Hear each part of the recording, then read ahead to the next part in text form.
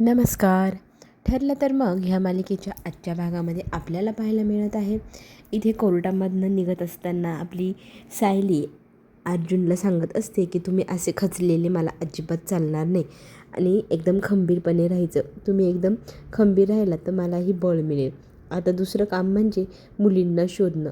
लवकरात लवकर मुलींचा शोध घ्या. त्या मुली सापडत नाही तोपर्यंत माझ्या जीवाला चैन पटणार नाही. मला असं झालं आहे, मुली कधी मिळतील त्यांची काळजी घ्यायला हवी. त्या लवकरात लवकर मिळाल्या म्हणजे काहीही गोष्टींचा खुलासा होईल. त्यात मनू खूप जुनी आहे. मनू सगळं काही सत्य आपल्याला सांगू शकेल. मला मनूची पण खूप काळजी वाटते. अर्जुन तिला म्हणतो की मी लवकरात लवकर त्यांना शोधण्याचा प्रयत्न करेलच. तितक्यात शेंडे वकील पाठीमागणे येतात. अर्जुनला म्हणू लागतात की तू आजपर्यंत कधीही कुठलीही केस हारलेली नाही, पण आज सगळ्यात पहिल्यांदा तू माझ्यासमोर केस हारणार हे मात्र निश्चित. तुझ्यासारख्या खोटाड्या म्हणजे एकदम वाईट काम करणाऱ्या बायकोचा नवरा असणाऱ्या व्यक्तीला या कोर्टात उभे राहायची सुद्धा लायकी नाही. अशा भाषेमध्ये ज्या वेळेला हा शेंडे वकील बोलू लागतो तर आपला अर्जुन मात्र आता काय याला सोडणार. अर्जुन त्याला चॅलेंज देतोय. आजपर्यंत मी एकही केस जिंकलेली नाही आणि यापुढेही तू मला कुणाला जिंकू देणार नाही. आणि त्यातच मी तुम्हाला चॅलेंज देतो, पुढच्या हिअरिंगच्या वेळेला मी जेव्हा येईन ना तेव्हा माझ्या बायकोला सोडवून तुमच्या नाकावर टिचून तिला घरी घेऊन जातो की नाही पाहाच तुम्ही. आणि तिला कितीतरी लोकांनी अडकवण्याचा प्रयत्न केला आहे हेही मी लवकरात लवकर शोधून काढेल. आणि आम्ही कधीही कुठलीही वाईट गोष्ट केलेली नाही, करणार नाही आणि कुणाला करू पण देणार नाही. हा आमचा चॅलेंज समजा तुम्हाला. आणि पुढच्या हिअरिंगला येताना तयारीतच या. आता ह्या दोघांमधला जो काही संवाद आहे तो व्हिडिओ कॉलवरती आपली प्रिया ऐकत असते. प्रिया आता म्हणू लागते की जर अर्जुनने हा चॅलेंज दिला आहे तर अर्जुन हे नक्की करून दाखवेल. अर्जुन फार डेंजरस माणूस आहे. तो जे बोलतो ना ते करूनच दाखवतो. तुम्ही पण आता दोघेजण तिथनं निघा, कारण अर्जुनचं फार बारकाईने लक्ष असतं आजूबाजूला. तर तो तुम्हाला पकडेल किंवा तुमची माहिती त्याला जर मिळाली तर तो ह्या सगळ्या केसच्या एकदम टोकापर्यंत येऊन पोचेल आणि बायकोला त्याच्या जेलमधून सोडवूनच राहील. कारण अर्जुन फार चिकट आहे. तो जसं बोलतो तसं करतोच.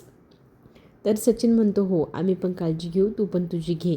आता इथे खरं तर प्रियाला टेन्शन आले. अर्जुनने बोलून दाखवले म्हणजे तो काही ना काही मार्ग शोधूनच दाखवेल. कारण तो खूप हट्टी आहे. तो जे बोलतो ना ते करून दाखवतो हे तिला चांगलंच माहिती आहे. आता चैतन्य म्हणू लागला आहे की आपल्याला पुढची तयारी करायला हवी. मुलींना शोधण्यासाठी काही गोष्टींचा खुलासा करायला हवा, माहिती काढायला हवी. म्हणजे कसं आपल्याला पुढची गोष्ट साध्य होऊ शकेल. आणि आजच आपल्याला सायलीला जाऊन भेटावी लागेल. काही गोष्टी तिच्याशी चर्चा करून सोडवता येईल असं अर्जुनही म्हणतो. आणि प्रत्येकजण आपापल्या कामाला आता लागलेलं असतं. आता हिअरिंगवर नंतर आपली सायली जेलमध्ये येते. तर तिचे सेल उघडत असतानाच पाठीमागनं प्रिया जोरजोरात हसू लागते आणि म्हणू लागते अरे च्या, आज तर कोणाचा तरी नवरा खूप मोठा वकील आहे ना, तो एक कोणाला तरी सोडून येणार होता, पण तर कोणतरी तर इथेच परत आले का. कधी परत जायचं नाही वाटतं इथनं, कायमचं इथंच राहायचं आहे वाटतं. आता इथे सायली प्रियासोबत बोलायला 2 पावलं पुढे जाते आणि तिला म्हणू लागते की तू का गं असं त्याचं नाव घेऊन बोलते, थेट माझ्याशी बोल ना. तुला काय विचारायचं असेल तर मला विचार ना. तर प्रिया तिच्याकडे पाहत पाहत म्हणते मी तुझ्याशी नाही बोलत आहे तर तू का माझ्याशी बोलते. तर आता इथे सायली तिला सांगू लागते आज जरी माझा नवरा मला सोडवू शकला नाही तरी तो मला कधी न कधी सोडवून नेईल, या गोष्टीची मला शाश्वती आहे. पण तुझं काय, तुला तर कोणीच सोडवून नेऊ शकणार नाही. आणि कितीतरी केस एकदम शेवटच्या क्षणाला जाऊन कशा बदलतात, कसं नवीन वळण घेतात हे तुझ्यापेक्षा जास्त कुणाला ठाऊक आहे का. बघ ना, काय माहीत पुढच्या वेळेला पुढच्या हिअरिंगला माझ्या नवऱ्याने काही अशी गोष्ट शोधून काढलेली असेल ज्यामुळे मला इथून सोडून एका मिनिटात तो बाहेरही घेऊन जाईल. कारण याच्या आधी कितीतरी केसेसमध्ये कितीतरी गोष्टी क्षणात बदलून टाकल्या माझ्या नवऱ्याने. त्याच गोष्टींमुळे तर आज तू इथे आहेस. आठवतं ना, माझ्या नवऱ्याला खुनाच्या आरोपात तू अडकवण्याचा प्रयत्न करत होतीस तर ते शक्य झालं नाही. बघ माझा नवरा आज सुखरूप बाहेर आहेस आणि तू कुठे आहेस. मला तर कधी ना कधी माझा नवरा इथून सोडवून येईल बुवा, पण तुझं काय, तू तर खून केला आहेस. तुला कोण सोडवून नेईल इथून, तुझ्यासाठी कोण प्रयत्न करेल सोडवण्यासाठी. आणि आपली सायली मग जोरजोरात हसू लागते. काय बाई मूर्खासारखी बडबड करत असतेस तू. तुला काय वाटतं तू इथनं बाहेर पडशील, शक्यच नाही. मी तरी पडेल बघच. असं म्हणत सायली हसू लागते जोरजोरात आणि आजूबाजूच्या बायका पण सायलीसारख्या हसायला लागतात. प्रिया म्हणते की सगळ्यांनी गप्प राहा, कोणीच हसायचं नाही. जर तुम्ही हसलात तर बघा एकेकीचे दात पाडून टाकेल. आणि तिच्या चेहऱ्यावरती साफ टेन्शन दिसू लागतं मग आपल्याला. दुसरीकडे मात्र कुसुमताई आणि मधुभाऊ वाट पाहत असतात ते फोनची. काय झाले कोर्टात कुणालाच काहीच ठाऊक नाही. तितक्यात ना आपल्या आश्रमातली 2-3 लहान मुली येतात आणि म्हणू लागतात की काय झालं, आपली सायलीताई कधी येणार आपल्याकडे परत, आणि मनूताई त्या पण कुठे गेल्या आहे, त्या पण कधी येतील. सगळ्याजणी इथे कोणीच नाही आहे, आम्हाला करमत नाही, आम्हाला सगळ्यांची फार आठवण येते. श्वेताताई पण नाही आहे आणि शिवन्या पण नाही आहे. तर आता आपली कुसुमताई त्या मुलांना समजवते की सगळेजण पुन्हा परत येतील. आपल्या आश्रमाला, आपल्या घराला ना कुणाची तरी नजर लागली. ही नजर लवकरच जाईल आणि आपलं घर पुन्हा पूर्वीसारखं आनंदाने बागडेल, खेळेल. काही काळजी करू नका मुलांनो, आता तुम्ही जाऊन थोडा वेळ म्हणजे खेळा बरं, असं म्हणत कुसुमताई त्यांची समजूत काढू लागते. पण मुलं म्हणतात की का कुणास ठाऊक, आम्हाला फार भीती वाटते. आपल्या सगळे कुटुंब पुन्हा एकत्र येईल ना, सायलीताई परत येईल ना, आपल्या मनूताई त्या परत येतील ना. तर कुसुमताई म्हणते हो, सगळं काही पुन्हा पूर्वीसारखं होईल. तुम्ही अजिबात काळजी करायची नाही, आम्ही मोठी माणसे आहोत ना. जा बरं तुम्ही आता खेळा थोडा वेळ, असं म्हणत त्यांचं मन रमवण्यासाठी छान छान कुसुमताई त्यांचं मन दुसरीकडे वळवते. तर दुसरीकडे आपण पाहू शकतो की सगळेजण काळजीत आहे. अर्जुनने अजून फोन केलेला नाही आहे, त्यामुळे कोर्टात काय झालं हे कुणालाच ठाऊक नाही. आपली कल्पना तर म्हणते की आपण सगळ्यांनी जायला हवं होतं कोर्टामध्ये. तर प्रताप म्हणू लागतो की आज तर काहीच होणार नाही, आज फक्त वकीलपत्र सादर होणार हे आपल्याला ठाऊक आहे आणि बेलसाठी प्रयत्न करणार आहे, त्यामुळे ती मिळेलच किंवा नाही मिळणार ह्या गोष्टीची शाश्वती नाही. त्याच्यामुळे तू ना जास्त टेन्शन घेऊ नको बरं, अशी कल्पनाची समजूत प्रताप काढत असतो. त्यातच ना प्रतिमा आत्या काय म्हणते, मला तरी वाटते प्रिया आपली सायलीला ना सोडवून घरी आणेल बहुतेक अर्जुन, म्हणूनच तो आपल्याला तो घेऊन कुणाला गेला नाही आहे आणि फोनही करत नाही सरप्राईजमध्ये. काही वेळेला आपली सायली घरी आली तर तितक्यात ना शिवन्या पळत पळत येते आणि देवघरासमोर गणपती बाप्पासमोर जाऊन तिची खूप सारी चॉकलेट्स असतात ना ते ठेवते आणि गणपती बाप्पाला प्रार्थना करू लागते, बाप्पा हवं तर तू माझी सगळी सगळी चॉकलेट घेऊन टाक, पण ना माझ्या सायलीताईला लवकरात लवकर घरी घेऊन ये बरं. आता सगळ्यांना आश्चर्य वाटतं की ती निरागस आहे. एक छोटीशी मुलगी आपल्या सायलीताईला घरी परत येण्यासाठी देवाकडे आराधना करते, प्रार्थना करते, आपली आवडीची गोष्ट देते आणि बाप्पाला सांगते की माझ्या ताईला लवकर घेऊन ये.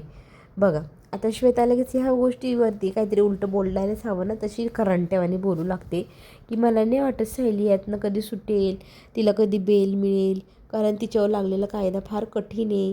मग प्रतिमाला राग येतो. प्रतिमा म्हणते तू न जास्त बोलते बरं का, आता तुझा आणि आजी उठली की झोपली पाहुणे, ती उठली असेल तर तिला काही हवं आहे का, चहा कॉफी तेही विचार, असं म्हणत तिला काढून देण्याचा प्रयत्न करते.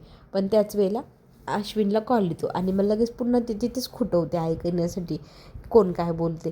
तर आता इथे चैतन्यांनी कॉल केला आणि सांगू लागतो की आपल्या सायलीला काही बेल मिळालेली नाही, अर्जुन फारच खचला आहे, त्याची काही हिंमत होईना तुमच्याशी फोनवर बोलण्याची, म्हणून त्याने मला फोन करून घरी सांगायला सांगितलं. आता हे सगळं ऐकल्यावर घरातली मंडळी नाराज होतात, त्यांना फार वाईट वाटतं. दुसरीकडे मात्र केसची इन्व्हेस्टिगेशन माहिती मिळवण्यासाठी आपला अर्जुन आणि चैतन्य दोघंही सायलीला भेटायला जेलमध्ये जातात. आता तिथे काही गोष्टींचा वर चर्चा होते की त्या मुली तेव्हा आपल्याकडे आपल्या आश्रमात आले त्यावेळेला त्यांनी त्यांचं वय काय सांगितलं होतं, तुम्ही काही शहानिशा केली होती, सायली सगळं आठवू लागतं. विशेष असं काही नाही, ती मुलगी म्हणते की मला आठवतं मी 3 वर्षाची होते, मला माझ्या आईवडील जत्रेत माझा बड्डे होता म्हणून घेऊन गेले होते. मग ती घटना 2008ची आहे. या सगळ्या गोष्टी आता जुळवाजुळव करता सायली म्हणू लागते की बघा ती जर 2008मध्ये 3 वर्षाची होती म्हणजे तिचं आजचं चालू वय काय असणार आहे 21. मग आपण ह्या गोष्टीचा आता पाठपुरावा करायला हवा. दुसरीकडे सगळेजण जेवणाच्या टेबलवर बसतात, मात्र जेवण करण्याची हिंमत कुणालाच नाही आहे. प्रतिमा मात्र म्हणू लागते की प्रताप असं खचून जायचं नाही, आपण सायलीला वचन दिलं आहे की नाही, कोणीही नाराज राहणार नाही, कुठले काम थांबणार नाही, सगळे कामं आपापली सुरळीत चालू ठेवणार. आणि ह्याच गोष्टीची अश्विन पण आठवण देतो की आपण वहिनीला प्रॉमिस केले त्याप्रमाणे वागायला हवं. तिला काय वाटेल आपण तिचं काहीच ऐकत नाही, हो की नाही. मग इथे आपला अश्विन आईवडिलांना दोघांनाही 2-2 घास तरी खायला हवे असं म्हणत ते तिला जेवायला बस म्हणू लागतात. मग इथे प्रतिमा म्हणू लागते की श्वेता तू जाऊन ये ना, अस्मिता आणि शिवन्याला पण घेऊन ये, सगळेजण सोबतच जेवण करूया. आज आपण कोणीही उपाशी राहायचं नाही. सायलीची इच्छा आहे की नाही सगळ्यांनी खुश राहायचं, आनंदी राहायचं. आणि त्याच वेळेला श्वेता पुन्हा वापस येते आणि म्हणू लागते की त्या शिवन्याला फार ताप आलेला आहे, तिचं अंग फणफणलं आहे तापाने. मग आता इथे सगळेजण काळजीत पडतात. कुसुमताईला कॉल करून प्रतिमा त्या सांगते श्वेताला की तू तिला बोलवून घे. आणि मग सगळेजण जेवण न करताच शिवन्याजवळ जाऊन बसतात. तिच्या कपाळावरती मीठ पाण्याच्या पट्ट्या पण ठेवतात, तिला बरं वाटावं म्हणून औषध आश्विन देतो.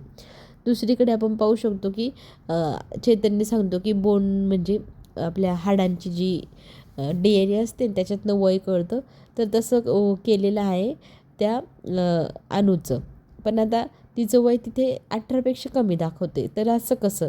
तर आता ह्या गोष्टीचा पण पाठपुरावा करायला हवा. अर्जुन म्हणतो की तू त्या कोर्टात जा आणि ह्या गोष्टीला चॅलेंज कर आणि त्या मुलीचा पुन्हा एकदा DNA करायला न्या, त्यावेळेला तुम्ही तिच्यासोबत राहा. बहुतेक हेरफेर झालेली दिसते.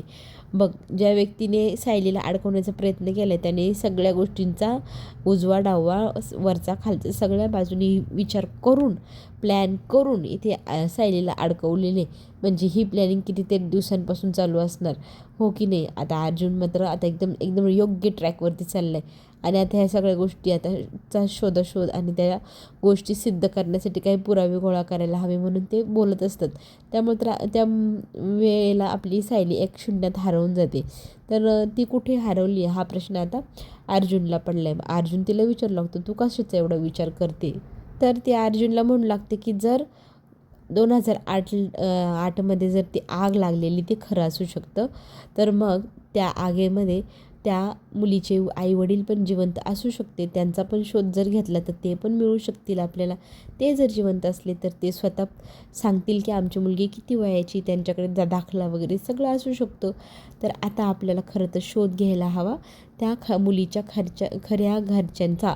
त्यामुळेच आपल्या केसला नवीन वळण मिळेल. आता अर्जुनच्या डोक्यात ही गोष्ट एकदम फिट ठरली. तो म्हणतो की मी शोधायला आता वडगावला जाणार.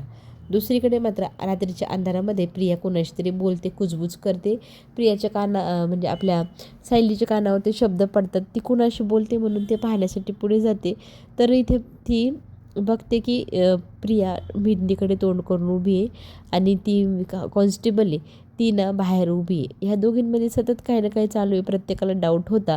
आता हाच डाऊट क्लिअर करण्याची वेळ आली आहे. सायली मात्र डिटेक्टिव्ह झाली आहे, 0.2 एकदम जागृत झाली आहे आणि ती ह्या सगळ्या गोष्टी शोधणार आता.